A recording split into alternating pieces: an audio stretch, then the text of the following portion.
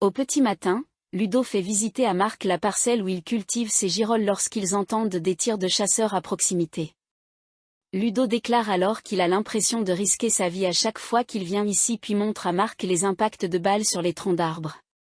Une fois qu'il les a pris en photo, le journaliste cherche à savoir ce qu'il attend de lui. Ludo explique donc qu'il compte sur lui pour parler dans son article de son appel à manifester jeudi prochain pour boycotter la chasse. À terme, son ambition serait d'interdire la chasse les mercredis et les dimanches. De son côté, Tom arrose les plants de cannabis de son ami Roméo. Lorsqu'il voit Marc et Ludo sur le chemin, le jeune homme se cache derrière les arbres. Plus tard, Marc rencontre Lionel, le client de Maître Levard qui est aussi à la tête de la Fédération des chasseurs. Ce dernier explique aux journalistes que les chasseurs sont essentiels à la régulation de l'écosystème des forêts. Quand il évoque les problèmes de sécurité liés à la chasse, Lionel assure qu'ils sont intraitables sur ces questions. Il précise d'ailleurs qu'il ne commence jamais une battue sans avoir déployé des panneaux préventifs. À ses yeux, la forêt appartient à tout le monde y compris aux chasseurs. À la fin de son rendez-vous, Lionel appelle Maître Levard pour lui proposer une partie de chasse jeudi prochain afin de préparer un petit comité d'accueil aux écolos qui souhaitent perturber leur battue. L'avocat tente bien de lui déconseiller de faire une chose pareille mais sans succès. Elliot se lance dans sa nouvelle activité. Dans la matinée, Elliot prépare le biberon de son fils et rappelle à Muriel qu'il a rendez-vous avec sa mère pour récupérer les clés du garage. Tandis que la jeune femme cherche à savoir s'il est sûr de vouloir reprendre le travail, Elliot indique avoir envie de gagner de l'argent pour l'aider à assumer les charges de la famille. Muriel se dit alors chanceuse de l'avoir dans sa vie. Plus tard, elle fait visiter à Elliot le garage dans lequel il pourra entretenir son véhicule mais également faire la comptabilité de sa nouvelle société de VTC. Comme il va avoir pas mal de choses à payer, Elliot voudrait commencer rapidement. Des mots qui rendent Eve fière de lui. De son côté, Elisabeth constate que Muriel est radieuse aujourd'hui. Tandis qu'elle demande comment va Elliot depuis sa sortie de prison, Muriel lui apprend qu'il a décidé de se lancer à son compte comme chauffeur VTC.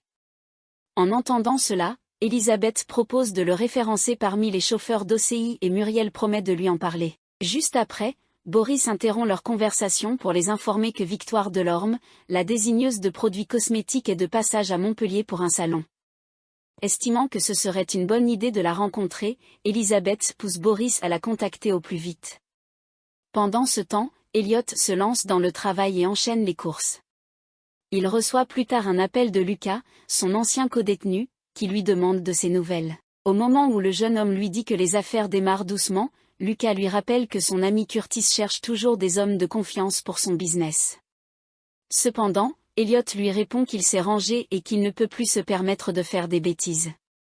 En parallèle, Boris annonce à Muriel qu'ils ont rendez-vous jeudi soir avec Victoire Delorme. Dans la mesure où elle a déjà une obligation familiale ce jour-là, Boris s'agace et lui rappelle l'importance de cette entrevue. Pour Muriel, il réussira à gérer tout seul. En fin de journée, Elliot récupère Muriel à la sortie de Elle Cosmétique puis l'emmène à la Paillote pour un petit dîner en amoureux. L'occasion pour Muriel de lui faire part de la proposition d'Elisabeth. S'il trouve cela sympathique de sa part, Elliot refuse car il ne souhaite pas mélanger le pro et le perso.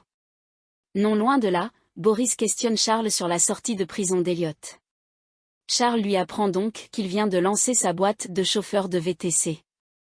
Boris imagine que cela doit être compliqué pour lui d'avoir choisi cette voie alors qu'il se destinait à devenir vétérinaire. Seulement, Charles a très bien compris que son ami s'intéressait surtout à Muriel.